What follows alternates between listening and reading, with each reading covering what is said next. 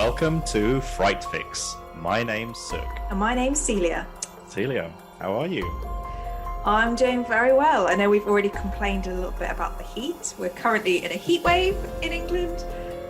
So we've both got a bit of a foggy brain. How are you? I think I ate a bit too much for dinner, so I think a combination of the heat and a combination of like having a food coma. That's a great start to a podcast episode. Yeah. Brain's not working. I'll try not to let you down.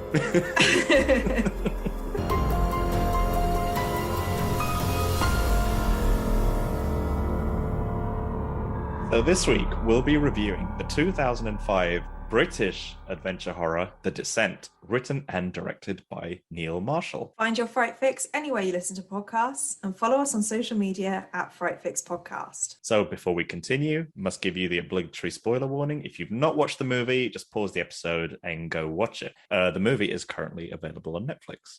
So the film synopsis is that a year after a severe emotional trauma, Sarah, played by Shauna McDonald, goes to North Carolina to spend some time exploring caves with her friends Juno, Beth, Sam, Rebecca, and Holly. After descending underground, the women get trapped and Juno reveals this cave has supposedly never been explored before. The group finds strange cave paintings and evidence of an earlier expedition, then learn they are not alone. Underground predators inhabit the cave and they have a taste for human flesh. Ooh, I tried to make that really dramatic. I think I sounded too happy. They have a taste for human flesh. I think when you read it, you're just too nice and too sweet. You make a horror movie sound like it's a lovely fairy tale. It's a romantic story of these cave dwelling beasts and these so beautiful explorers. So, Gun, hit me. What did you think of the movie? Well, so when you kind of read the summary of this film, it kind of, the expectation is that it really is just a kind of, you watch it once and you don't think about it again. It's just a film where, like I said, they go into these caves, they find these monsters, it's really scary, whatever. And the first time I watched this film, so this is the second time I've seen it, I thought that too. I kind of didn't read into much of the film. I just took it at face value that it's this kind of horror expedition and it's quite a cool idea. But watching it a second time, I found it much more hard-hitting than I did the first time. Really? Yeah, it was quite an unexpected feeling. Yeah, I just remembered this film just kind of being a bit surface level. I think it's the women's relationships that make this much more than just a bloody horror film with monsters.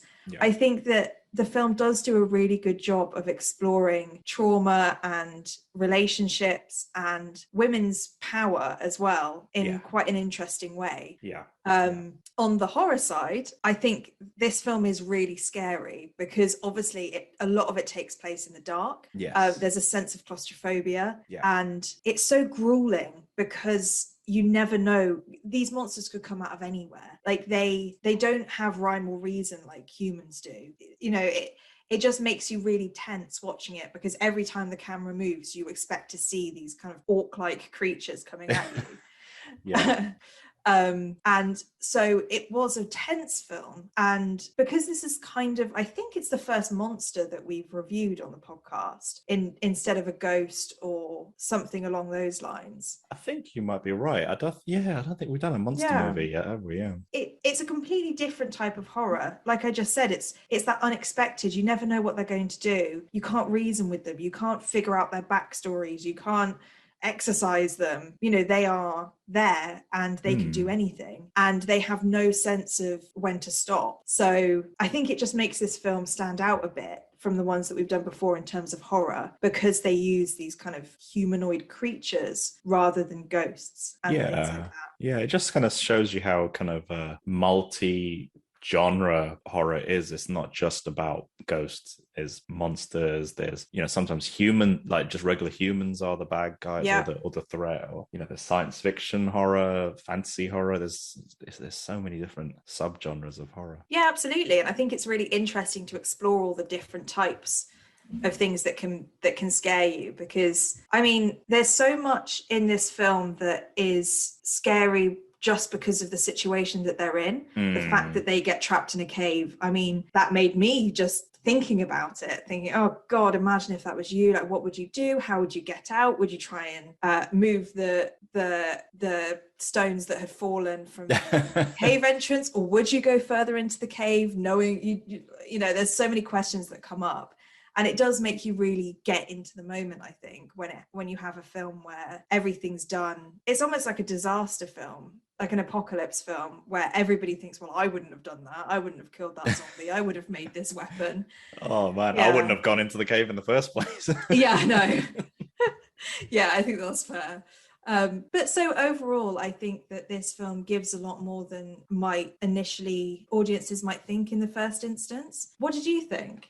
Yes, I largely agree with what you just said. Like, so this was the first time I'd watched the movie, and I'd heard of it like back when it first released. Like, I was aware it existed, but I didn't know what it was about. And going into this movie, I decided not to read any descriptions or anything, and just went purely by the thumbnail and the poster of the movie. I thought I'd be surprised. I had a feeling it had something to do with underground, obviously because the title is called The Descent.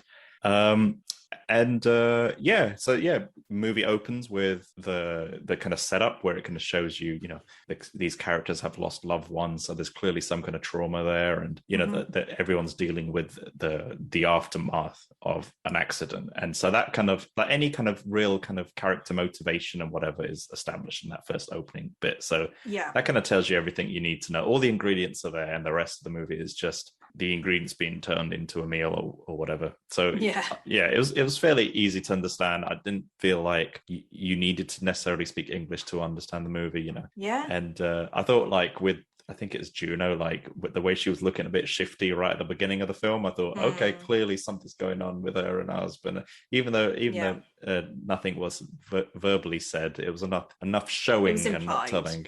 Which was good enough for me. I thought that was pretty good. And I'm really glad I didn't read anything about the movie, because I kind of went in and I had a pretty good time with it. It was good. It was good. But I have a feeling with this episode, I'm not 100% sure what you're going to say, but I got a feeling we're going to have slightly different views with this movie. Interesting. I like it. Finally. I know. See, well, maybe not. Who knows? Maybe by the end of it, you would have convinced me, like you normally do, with logic and reason and whatnot, and I'll be like, oh yeah, I'm wrong. You're right.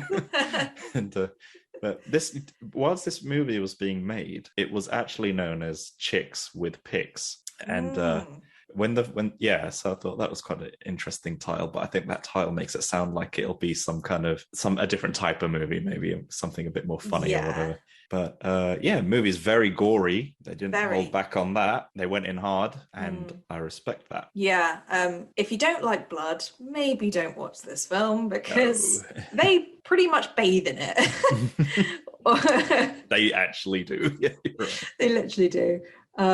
I find the Chicks with Picks, like, title, I feel like it doesn't give enough to the character development that I think I saw throughout the film of, they do become these kind of, well, they are these badass women who they do go through a horrible experience, but they're not just screaming and crying and trying to get out of there. I mean, they go for it in some scenes. I think it doesn't give those characters enough credit to say that this is just like because I think Chicks with Picks reminds me of chick flick, and it's just that kind of like throwaway film.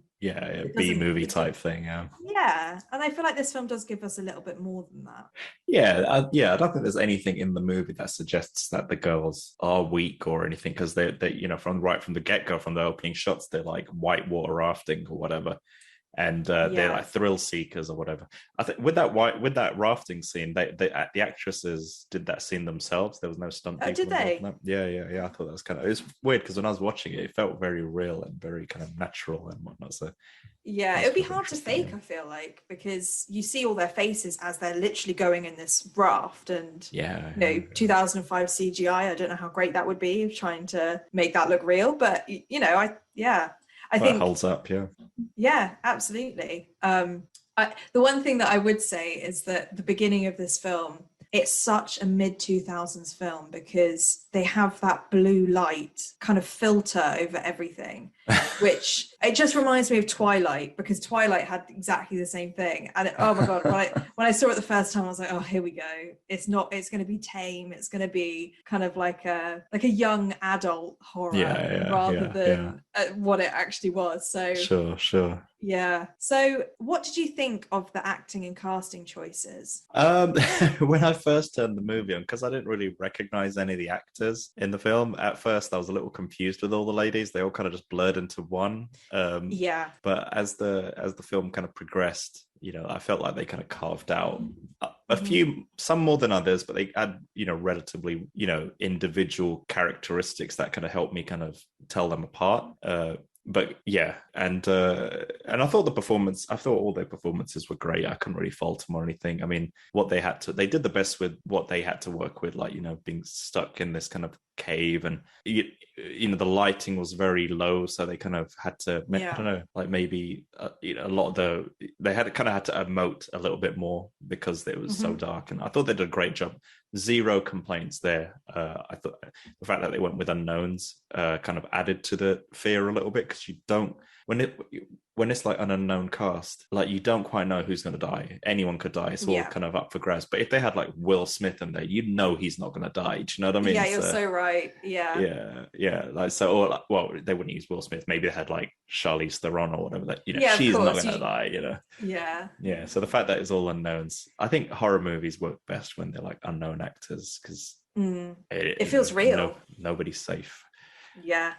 But I think the one character that stood out to me, and probably right from the get-go, and she's not even the main character of the movie, but was probably Juno. I felt like she had a face different enough. I think she's like from China or Hong Kong, but lived all over the world or something.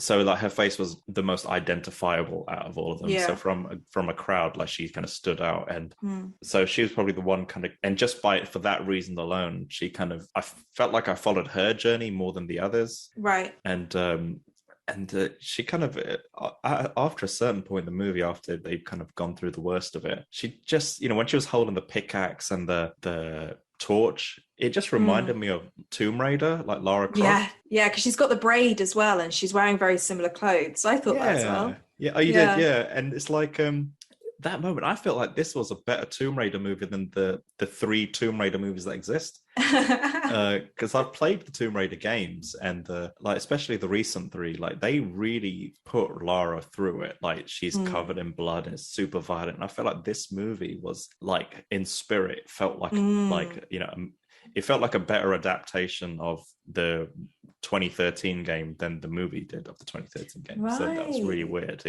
Yeah. And I mean, in terms of the acting performances, are spot on. Like, zero faults. Even the monsters, I thought they did a reasonably good job. And I read somewhere that with the monsters, Neil Jordan didn't want like acrobats or contortionists or whatever to play. He actually wanted actors to play the monsters, so they could like emote properly and give performances. Yeah, because they have actual expressions, don't they? Like, you can see slight, because I suppose they're supposed to be humans that have evolved over time in the dark. Yeah. So you kind of want those glimpses of humans in there. So I think that was a good choice. Yeah. Well, what did you think of the performances and casting and stuff? Well, similar to you, I mean, when I first saw how many people there were, how many women there were in the group, I was like, okay, well, they've got room to kill off some. I wonder who they're going to kill off. There's just so many of them that you're like, there's the only reason they do this is so that they can kill some off. And I did find the way that they were killed off quite unexpected. It wasn't like one went after the other, and it was like, you lose one, then you lose another, then you lose another. There's kind of like groupings of people getting killed. Yeah. And then you're suddenly left with just Sarah at the end. You're like, oh my God, how did this happen? So I quite liked that they did it that way instead of, and then there was one, because, Yeah, weird question, but which one was your favorite or most memorable death? Oh, definitely. What was her name? When Juno killed, what was her name? Sam, I think. Yeah, the one that Juno kills. The one that Juno kills. Yeah. Oh my God, that death was so heartbreaking, because I completely understood Juno. Like, she was in the middle of this, like. Oh yes. complete, oh god, the most awful moment of her life, trying to kill these creatures that she didn't know who they were. Then she turns around and whacks what she thinks is another one, and it's actually Beth or Sam or whoever it was with a pickaxe or some sort of instrument. And I just thought that was quite unexpected, and it came out of nowhere, that it really did shock me. It was like, oh my god. I didn't feel bad. Like, I didn't think Juno did anything wrong in that situation. Yeah, no, you and me both. But I think the thing is, Juno probably reacted in the way that most people would when she's like backing off and just leaving her. She's probably in shock. Yeah, I think, but if Juno stayed with her and maybe the other ladies came and found them, maybe they would have been a bit more understanding. But the fact that Juno walked away and didn't make sure she'd finished her off, happened. So. I think you're right. It's like, it's quite it feels like a not normal, because it's not a normal situation, but like it feels like quite a reaction that other people would have, to just say, oh my god, this didn't happen, I'm just going to walk away, and also probably scared for her life because she could hear the other creatures. And but I do think that death was, I liked that it was dynamic, that they weren't all killed by the monsters, that there was other things happening throughout the film that just makes it slightly less expected than what you might think from a film like this. I think that's what I was saying at the beginning. Like, they go with this storyline that you think you'd kind of know from beginning to end when you know what the story is going to be about, but they do things in it that is a bit unexpected, like that death. Like the ending when Sarah Hallucinates that she gets out and she actually doesn't. Gosh. We could talk about that later. But those kind of things that make you think, this film is trying to do more than just what it's kind of expected to do. Absolutely. Yeah, definitely. But overall, I mean, like I said before, I think the choice of an all-female cast was really good. I liked that they were all badasses. There were certain scenes where I thought, I'm so glad that they've just made them the way that they are. I think the first time I noticed it was when they came across that dead deer before they went into the cave. They didn't go, oh my god, it's so gross, leave it alone. No, they all walked towards it, someone poked it, and it's like thank god they haven't cast these women to just be whiny and scared of everything. They just had a normal reaction of like interested, or like, and someone was like, I'll just leave it. They didn't really care. That was more natural. Absolutely. I mean, it just feels like only recently that movies seem to be taking female characters a bit more seriously. And so considering this was made about 15 years ago, like it's quite a ballsy move. Like I mean, don't get me wrong. Like, I mean, they should have been doing this in cinema from the get-go, but because of culture and everything, women are always cast as weak characters, or these kind of like need to be saved and whatnot. But the fact that this movie kind of goes in with having these 5 or 6 women like just being these kind of thrill seekers, adventurers, it's kind of, that from the get-go, and even all that banter they have before they start their cave adventure, like, there's a playfulness with them and whatnot, which is kind of, cool. And it's just refreshing to see that. I also think I really liked the rawness of some of the acting as well. I think that the character Becca, who was the one that was climbing across that really big gap for the first time, while she was hooking into the rock to let everybody else go through. I thought that acting was amazing. I think she did a really good job of showing that she was in so much pain, she was under so much pressure, and it was a really tense moment because she could have dropped at any point. And I just think that acting was really, really good. Don't know why she decided to use the old pic that she saw as the hook. I mean, I was like, oh god, obviously don't do that because it's clearly going to come out. But apart from that, I think the acting there was really good. Well, it won't be a horror movie if the audience isn't screaming at the screen, is it? Don't do that. Just find your own way across.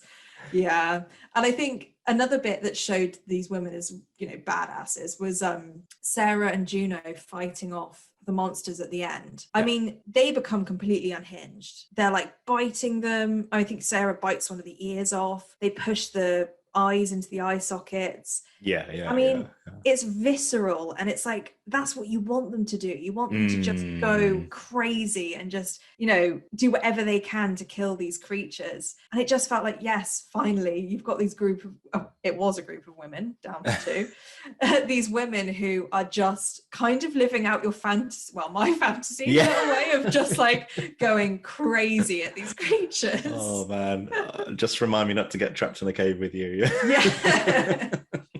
Well, I think you'll be okay because you're a human. What I liked about it was that, like, these creatures, you don't have any empathy. Well, I didn't have any empathy with them. I was like, these are animals, essentially. Yeah. So you can kind of let your imagination run wild a little bit and think about what you would do in that situation. So yeah, I think that the way that the film portrayed women in that way was just really satisfying to be able to see it. I couldn't agree more. Absolutely. Yeah.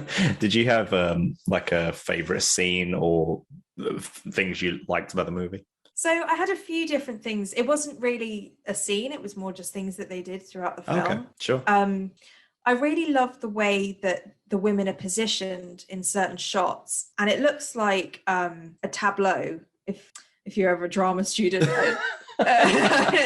Go on, what's a tableau? I had to Google it. For people that don't know what it is, obviously not me, but I obviously know what a tableau is. So if I get this right, a tableau is when you're doing a dramatic performance and everybody freezes in a certain position, and it's supposed to just kind of represent what's happening in the scene, and you can think of it as kind of like a screenshot of the scene.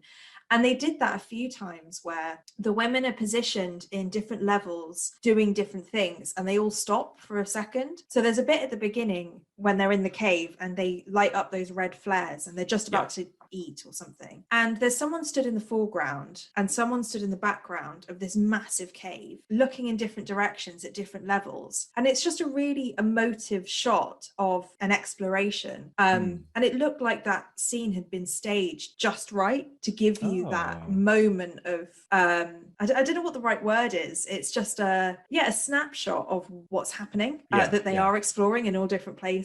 And they do it again later on, where I think there's only 3 of them left, but they all stop for 1 second. I think they're all looking for the way out, but they just stop for a second. And I think Juno's holding up a pickaxe. Sarah's holding a flame. I think there's somebody else there as well. And it just shows them like in a fighting stance, ready to go. And again, they've just kind of captured this moment of the film of like, this is what's happening. And you're just getting a glimpse into it, but it's really staged. And I just thought it was really interesting the way that they did that. I wonder why they did that, like what the decision behind it was.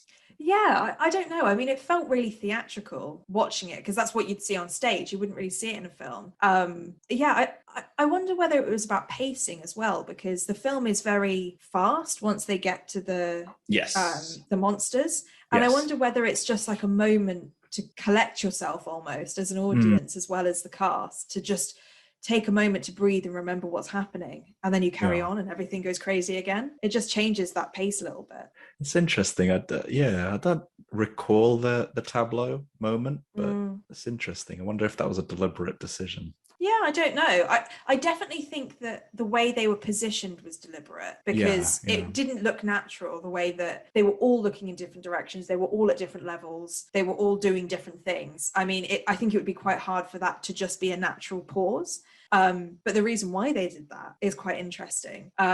But yeah, so the other thing that I liked was that, you know, I understand that it's really, really hard to work in the dark. You know, they had to portray this sense of claustrophobia through the darkness. And the different light sources I found really creative. You know, they used a red flare, they used a green blowtorch, they used the green infrared camera, they used yellow fire, and all of the colors really reflected in the shots. And I think that, again, it added to this theatrical feeling of the shots, because you kind of knew what was going on by the color. So you had the 2 sisters that were in green because they had the blowtorch. You always had Juno in red because she had the flare. Yeah. And it was just a really interesting way of differentiating between the characters and differentiating like where you are in. Yeah, 100% agree. Yeah. So yeah, I thought, because I was wondering before I saw the film, how are they going to do it? How are they going to portray this sense of there is no light, and the fact that you still need to film all of the things that are going on?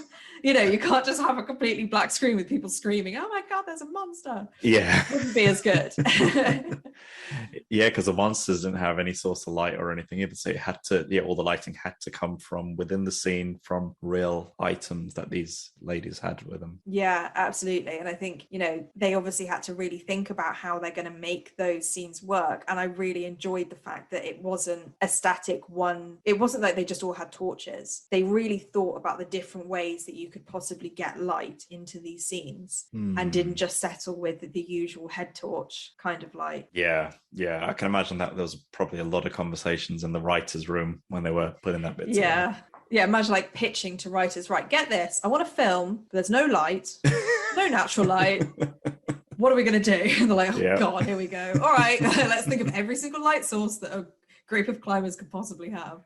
I wonder if that's a reason why the story had to be so short, almost, because otherwise the batteries of their torches would have run out and they couldn't have extended it. And think, Well, they seem to have an unlimited amount of flares. I was expecting them to run out at some point, but they didn't seem to. Nope. Yeah, I don't know how long those last either, because they seem to last forever, those flares. They were in those scenes for quite a while. But I did really like that. I think the last thing that I liked and I didn't like was the ending, and I'd like to know what you think about this. Okay. Because for some reason, because I was watching this for the second time, I thought that the fake ending was the real ending. So for some reason, I just hadn't remembered that, like, she woke up and she was actually still in the cave. So I was like fully prepared for that to be the ending. I started like texting on my phone. I was like, okay, this is the end. And I looked up, I was like, hang on, something's going to happen. Something's not right. Yeah. And then they bring you in, and she'd hallucinated the whole escape. And part of me was my jaw dropped because I was so convinced that was the ending. And so I was a little bit annoyed because I was like, I've kind of been duped a little bit.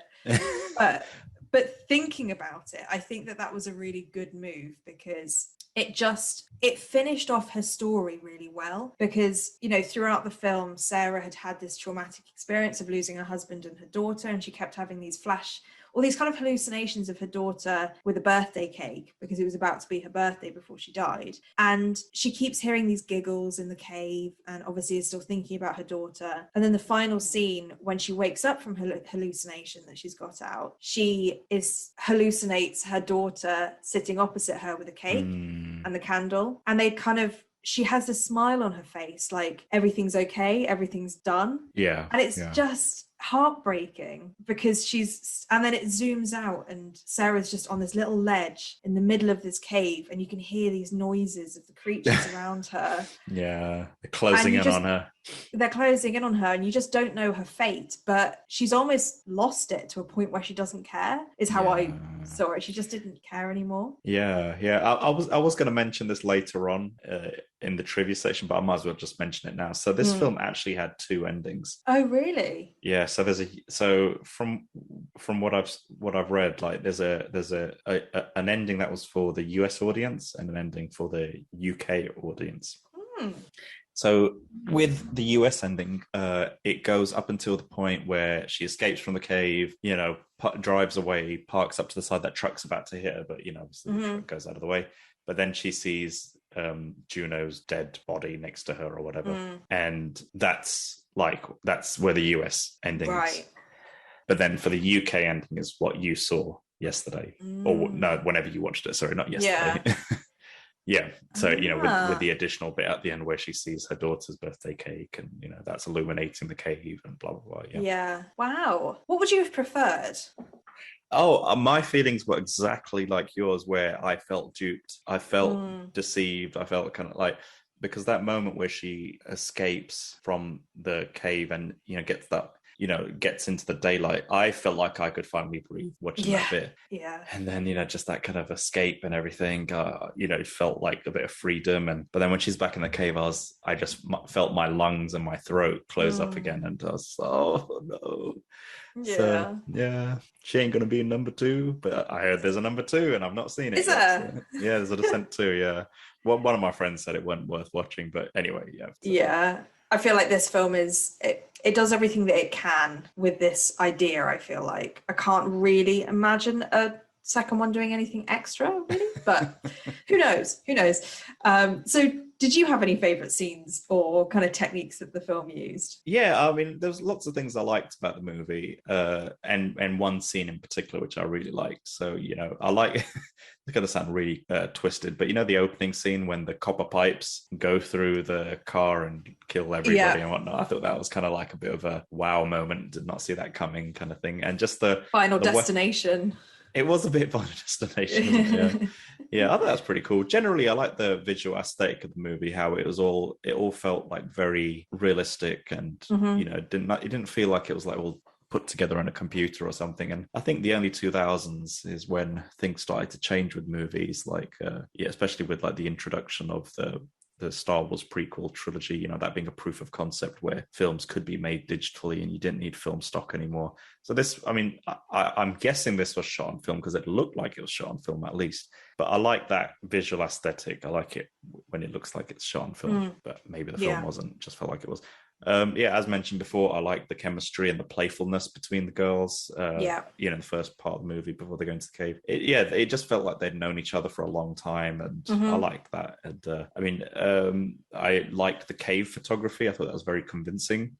So with the caves, I at first thought that they had found a cave and they shot in a cave, but if I found out that the entire thing was shot on like a stage. Really? And, so the caves were constructed that I think there was something like, I don't know if it was 14 sets or 21 sets that they just reconfigured each time or used clever camera angles to make it look like it were different places. But the entire thing was shot on a stage with like fake caves and everything. I thought that was very impressive. Yeah, that's really impressive. I feel like it kind of makes sense because being in a cave and filming that while it also being really small and claustrophobic, I can't imagine how that would work. You'd be pressed up against the back of the cave the whole time.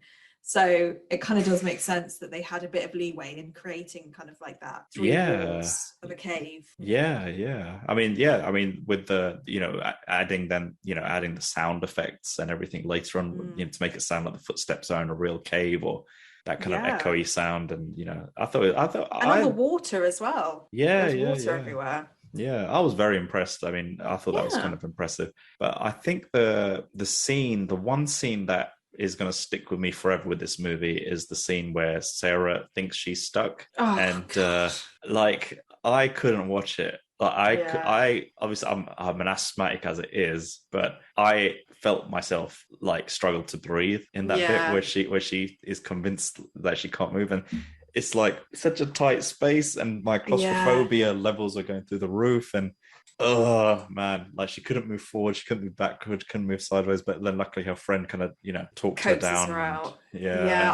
I think it's a testament to their acting as well, because you really do feel it, don't you, that terror. I feel like claustrophobia is one of those. I was thinking about this while I was watching the film. I don't know anybody that's like, I'm fine with small spaces. Like, I feel like everyone's slightly claustrophobic. I know people who love spiders, snakes. There's people on all sides of the spectrum with phobias, but claustrophobia feels like such a universally felt feeling, and I think that that was quite. It will get any audience. I feel with this film. Yeah, it just it reminded me of this time I was in Vietnam years ago, and so we went to this place where they kind of showed us where like when the Vietnam War happened, where I think the Viet Cong had largely kind of taken to like underground tunnels so they could kind of evade the invaders and everything. And so some of these tunnels were still there or something. Or I don't know if they just recreated them, but they asked some of us if they wanted to go in. And every now and again, so as the tunnels got smaller, they had like little gaps, like exits. Yeah. So like, like I did the first bit, and then I looked at the second bit, and I was like, nope, I'm out. But I still have nightmares about that, because I'm like, just thinking about that, like I replay that situation in my head. What if I'd gone forward and then I wanted to go back, but the people behind me were refusing to turn away, and I was like, I can't breathe. So like that whole scene was just oh man, that was nightmarish. I mean, and I was thinking at the time, like, what has Celia made me watch? Like if the rest of the movie is like this, I'm gonna faint watching this film. And it's the way that like they just go into it. I think Juno or someone just like, okay, here's a tiny hole, let's squeeze through it. And I'm like, hang on, are you crazy? I'd be like, right, is there any other way we can get through, or do we have to go through this tiny hole? Because if not, what's the opposite of abseil? Get out of the cave. Climb out of the cave. Climb out of the cave, I don't know. And I'll just meet you at the top. But yeah. Cool. So at the end, when Juno does escape from the cave, and Sarah. she takes that, sorry, it's Sarah. Sorry, Juno might. Yeah, when Sarah escapes from the cave and she takes that big breath of outdoor air, like I felt like I could breathe. I was like, yes. And then, but then when we were tricked, it felt even worse. So. Yeah, it does feel worse. I think, there's something about that I think we've spoken about it before, where films kind of play with your emotions and they toy with you, and you're kind of angry, but you kind of respect the film for doing that. You're like, yeah, fair. I mean, you got me, but at least you made me think, and at least I'm left with an emotion after this film. It's not like phew, she got out and that's it. Yeah. So we've spoken a lot about kind of the things that we really like, but is there anything about this film that you didn't particularly like? Before I get to the thing I disliked the most, I'll just say one thing that kind of stood out to me was I was not a fan of the crazy manic driving sequences. Like, right. I understood the bit where Sarah escaped and she was driving like a maniac away from that cave. I kind of got it. She'd, been through a lot and everything. But even when they were driving to the cave, like, when they were all still friends, there was a bit of crazy driving. Like, I was like, did you not learn anything from the opening sequence of the movie? Like, pay attention. Yeah, so that bit I don't know if it was designed to be that way to make the audience feel a bit weird about it, but I don't know, man. Like, I just thought it was a bit weird. And unnecessary in my head. I don't feel like it added anything to it. It just showed to me that the women are just reckless. Like, they just, I get that they're thrill seekers, but come on, it's going too far now. Yeah. But anyway, the thing that I didn't like, or I'm just not sure how it made me feel, but I wasn't quite sure how I felt about the cave people. So I don't know what the monsters are called in this movie. I just call them cave people, whatever. Yeah, that's fair. Yeah, because for me, the claustrophobia was scary enough as a concept on its own in the film, and I'm not quite sure how I felt about the whole monster thing. And to me, but then again, I did not know anything about this movie going in, so maybe it was a double shock to me or whatever. But I just felt like that whole monster reveal felt quite jarring, and it kind of snapped me out of the illusion of the film a little bit. And yeah, and it's like I did like the fight when Juno was fighting all the things and then she killed her friend by accident. I thought that was pretty intense. I thought that was kind of a cool scene. But just generally, I think it's because the language of the movie and the all the indicators in the movie up until that point just point to a film that's quite grounded in reality, and everything to me was believable up until that point. I thought the that whole being stuck in the whole scene was amazing. I really enjoyed that. And but then when the monsters came out of nowhere, suddenly it turned into like the movie turned into a bit of a video game, a little bit like this kind of over the top, over gory, and just not that that's a complaint or anything. I thought they found something, they committed to it, they went in hard with it, But to me, I just felt like it was two different movies squashed together, and I'm just having a bit of difficulty reconciling that. And I don't know why, because I think in any other movie, that kind of twist probably would not have bothered me. But it's probably because I really, really enjoyed the first half of this film, like a lot. Yeah. And then that kind of, I felt a bit betrayed a little bit, and a bit kind of like, well, I want the rest of this movie. Where is it? Come on, man. Like, I totally get that, and it's kind of annoying because I've literally written this film feels like two different movies. Are you joking? Like a survival film. Why do we agree on everything? It feels like a survival film, and it feels like a horror film. I thought you were gonna be like, no, I totally disagree with you. Oh, I mean, I don't think you hate it, but I don't think it bothered me as much as it bothered you in terms of the difference with the two films. I do think that this film could have been better if they didn't make the creatures like a twist at the end, where if they'd been introduced a little bit earlier, so as soon as they got into the cave, there was a bit more of like something's happening. Rather than leaving it quite late. I think it was like just over halfway. Yes, that's right. In the caves that they that Sarah shined her light and saw something on the wall. If they'd have done that a little bit earlier, I think that would have kind of built it up to be the film that it ends up being, and it would have progressed a little bit slower than just, this is a survival film, and then, oh my god, you need to kill all of these creatures. It was very quick. I think that's a totally, you know, reasonable thing to not like about the film. I agree. And I suppose the next point is probably a byproduct of that, and it's just like, I just felt like the transformation of these of the ladies from, you know, thrill seekers to suddenly, you know, action you know, I don't know, Tomb Raider types was a bit too quick, and there was no real progression for me. There wasn't enough development. But then, because the second half of the movie was so cartoonish, you know, I believed it. I believed that the transition could happen, because it just felt like everything went out the window, and anything goes now. So, but definitely. I think it makes sense for Sarah's character, because she was already in quite a mentally unstable place to start with, so it almost felt like this pushed her over the edge a little bit. But then with the other characters, I suppose, you know, they kind of hint to it through the reckless driving, through the fact that they're doing these extreme sports, that these women are, like you say, they're thrill seekers, and they're probably quite fearless. And I wonder whether that's the kind of hint that we're supposed to get, that maybe their reactions are going to be a little, but you're right, it's almost like an over emphasized, or I don't know what the word is, where they've just did a bit too much. It's a bit of an exaggeration. It was an exaggeration into like what would happen to these characters. I feel like I believed Sarah's character would do that, and even Juno as well, because she also came across as like the strong one and the leader. And maybe that's that. But I do think that this film did a really good job of, like you say, being a survival film. When Holly broke her leg, and you're like, oh my god, what are we supposed to do? How would you get out of this situation? You're trapped. When Juno tells them that no one's ever gone in this cave before, and there's no way out, and then they find those cave drawings, and you're like, oh, there's another entrance. That could be a film in itself, of them trying to get Holly out, and people could still have died. You know, there still could have been things that go wrong without the creatures. But I think I enjoyed the creatures enough to let it slide in a way. Fair play. I mean, they were incredibly similar to orcs from Lord of the Rings. I mean, they were so similar. And I really liked the noises that they made as well. I like the clicking noises that they made. It was just kind of creepy. I like that.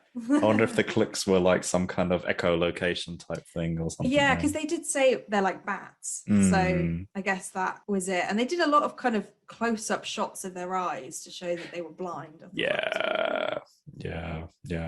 Was there anything at all that you didn't like, or a scene that you didn't like, or any elements? Yeah, I mean, the first thing is obviously that this could be two separate films, and I think they should have shown the creatures earlier, or at least kind of hinted to them. The other thing was, there were two things that I didn't really understand. The first was how on earth Beth was still alive when Sarah went and saw her. So Juno kills Beth. A literal pickaxe goes through her throat, and you see this like blood spurting out of her throat, and then like 10 minutes later she's still alive, and Sarah has to kill her. And I get it. Now you mention it, that is a bit weird. I mean, how could she still be alive? Either Sarah had to go there straight away, and she could have caught her, you know, whatever. But it just felt so unrealistic that Beth would still be alive and could talk and stuff when it was literally straight through her throat.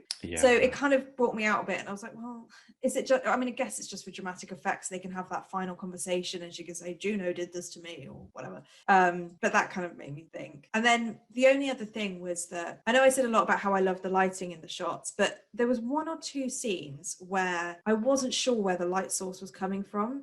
And it felt, because they keep saying there's no light anywhere. We're 2 miles underground, there's no light. And there were a few scenes, I think one of them was when Sarah was in the cave within the cave where they kept all the bones.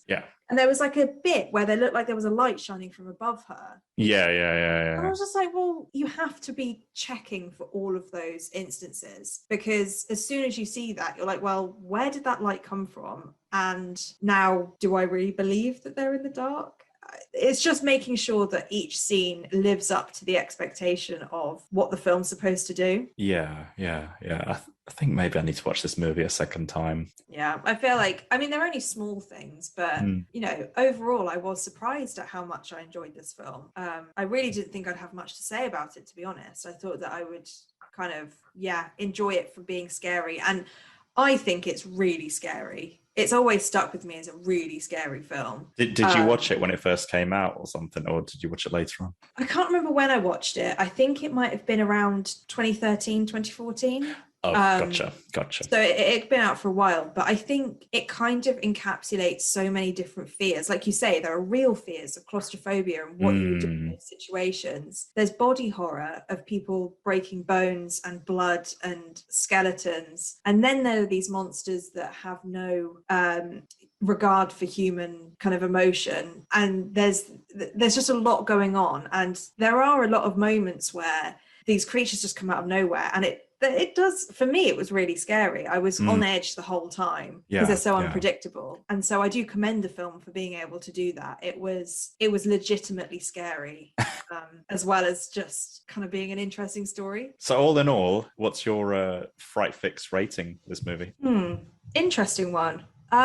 It's not going to be at the top of my list purely because this film doesn't leave me with much. I mean, I'm not left wanting more. I feel like this film did what it needed to do and it ended. I think we've seen films where I wanted to know more about the characters. I wanted for the story to carry on. But here I feel like it's very neatly wrapped up. Yeah. You leave Sarah in the cave. She's gone. She's done. All the characters are gone. And yeah, it didn't leave me thinking afterwards. I respect how tricky it was to film this. And I respect that they didn't just kind of cut corners and say, yeah, these are a group of women and then they die. Oh, well, you know, they developed the characters. They each had unique aspects to them. So overall, I think I'm going to give this film a 7 out of 10. I think that's a decent score, I think.